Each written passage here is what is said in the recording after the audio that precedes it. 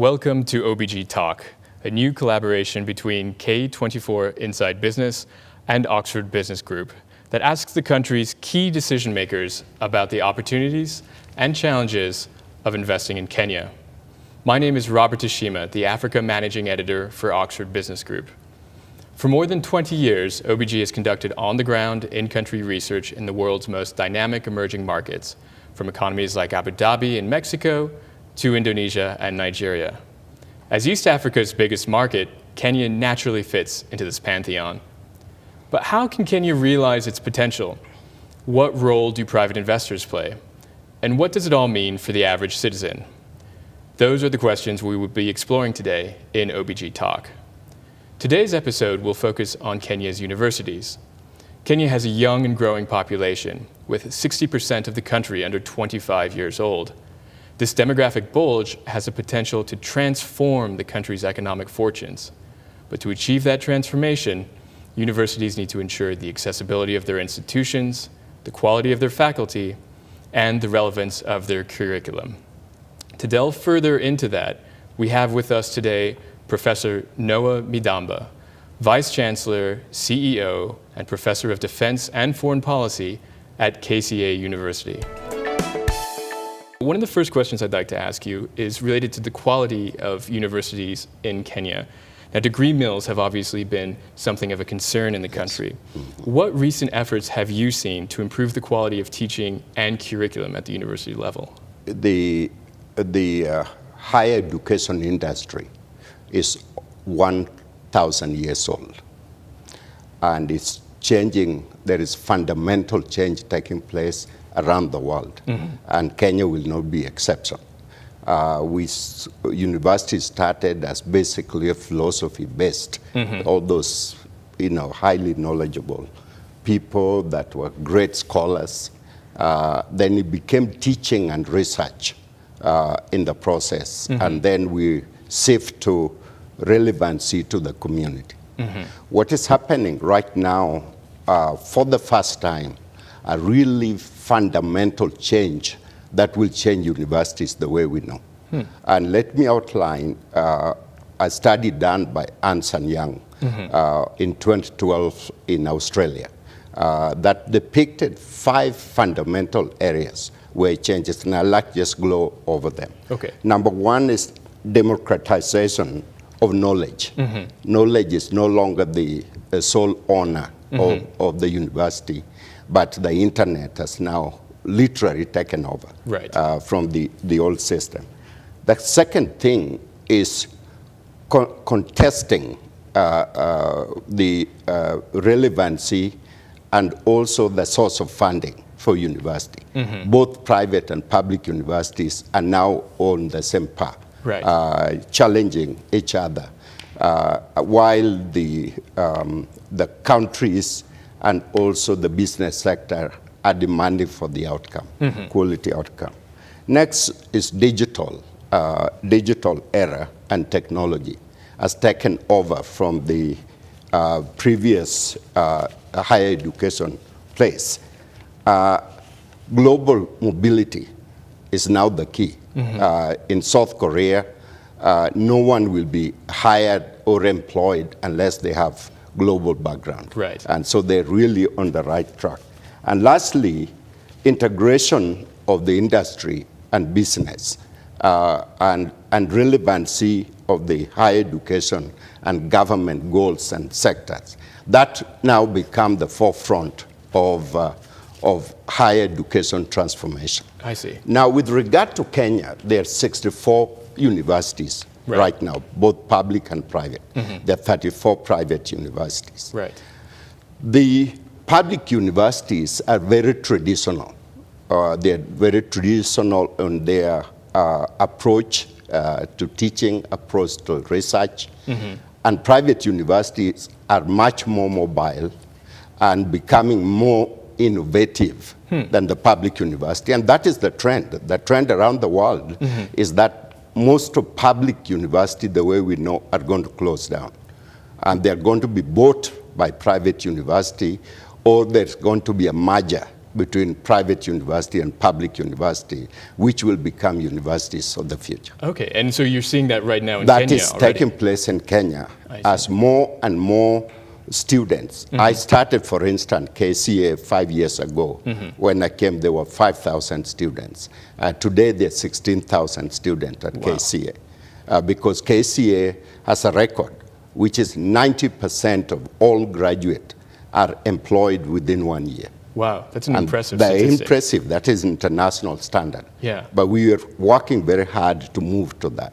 Now, if you see private university like Strathmore, private university like USIU, like DESTA, they're right on the forefront of education transformation. Right. While public universities are really struggling with just minor change, they're really struggling to do that.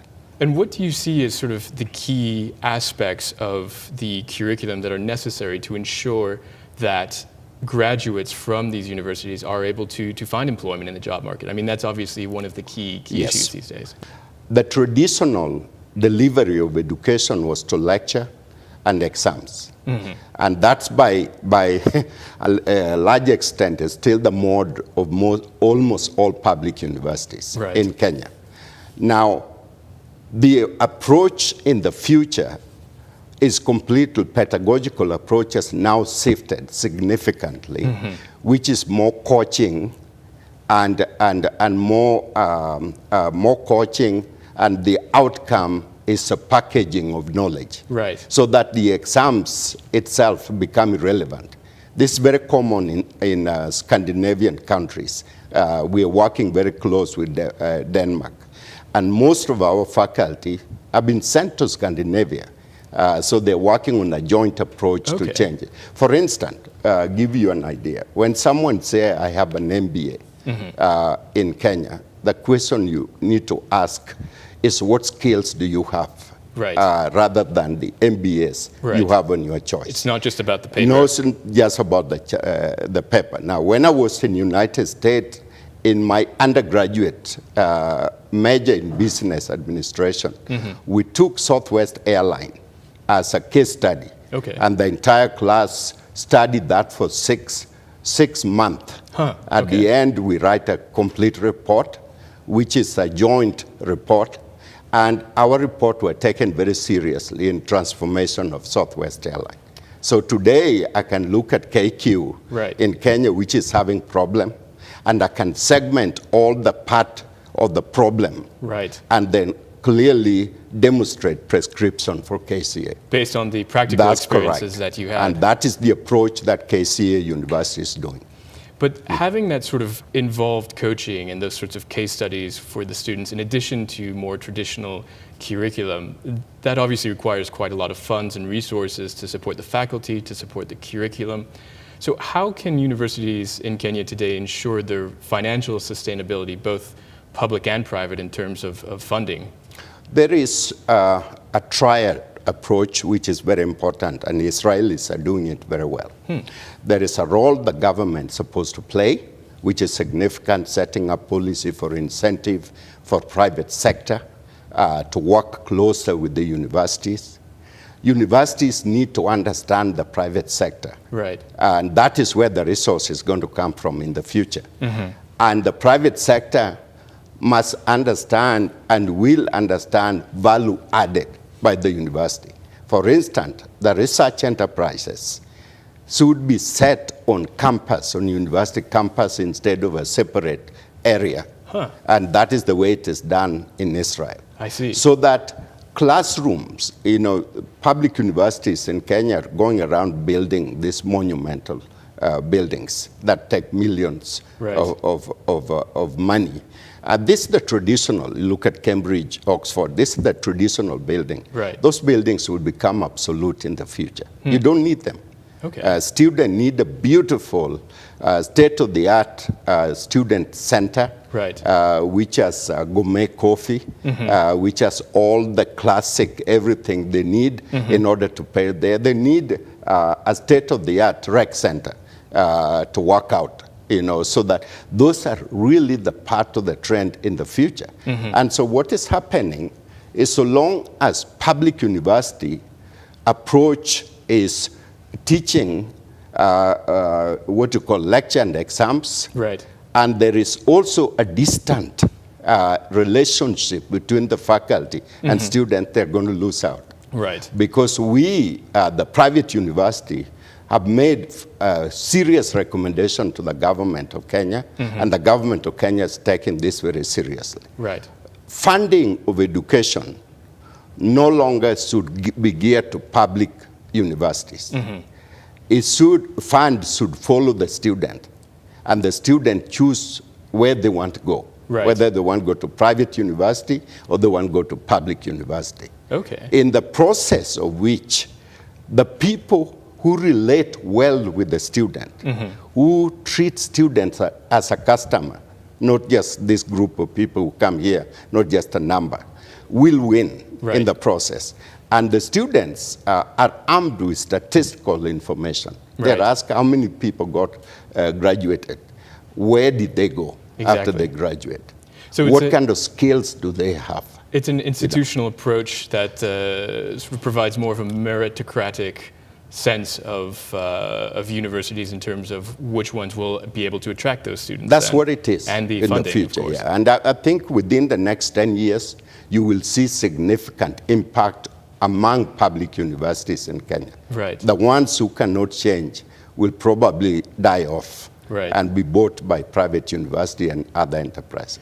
One last question that I'd just like to ask is, in terms of the access for students, what is being done in Kenya to improve that, not necessarily in financial terms, but more in geographic terms? Because at the moment, Nairobi is obviously the commercial and business hub of the country, and obviously home to a lot of universities.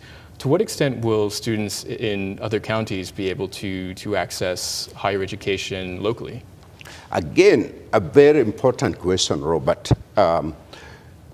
If you look at who is a graduate in Kenya today, if you look at all graduates put together out of 40 million people, it's only 2% of Kenya. You know why? Because in the traditional, Kenya's followed what we call Commonwealth model. Right. Commonwealth model focus on those bright students, the B plus and A, and then the rest was sent to what we call these technical schools, which were for dumb people. You stay there, become get an electrician or a plumber, you are dumb. Right. While the funny situation is the highest skill demand in the country today is electrician and plumbing. Exactly. Yeah. And all the contractors and everybody is looking at those particular skill. But the university had blocked these folks. And therefore, right now, I'm sitting on a university placement board for all the students in Kenya. There are 400,000 slots for technical mid-level school. And there are only 50,000 who are able to take them. Because, everybody wants a bachelor, everybody wants a master, everybody wants a PhD. But these masters and PhDs and that they have are irrelevant to the industry. Job market, They're irrelevant to the government because they're not creating incentive and helping government meet its Vision 2030. Right. And they're irrelevant to the banking sector because the bank sector have to retrain the people, have to create technical school so that those people become irrelevant. And therefore, there has to be a fundamental change. Number one, the budgeting and also the funding of university has to change so that public universities and private universities need to compete for public funding. Secondly, a pedagogical approach, complete overhaul of how we are approaching teaching.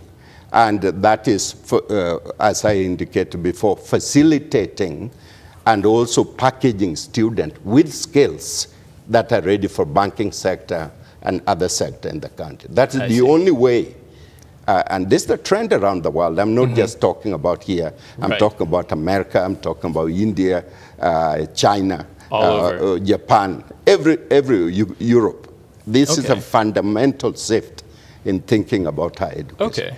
Well, thanks very much, Professor. I think, unfortunately, we've run out of time, but I think we've touched on some of the key issues and the key challenges facing Kenya's universities, but more importantly, some of the examples of best practices that can be done to help ensure that students who graduate will be able to find employment after graduation through the Scandinavian pedagogical model, through the Israeli examples of private sector collaboration. Yes. So it sounds like certainly there is a lot to overcome, but still a lot of opportunities ahead. So I'd like to thank Professor again for coming and joining us today. And I'd like to thank the viewers for joining us for OBG Talk. We look forward to seeing you next time.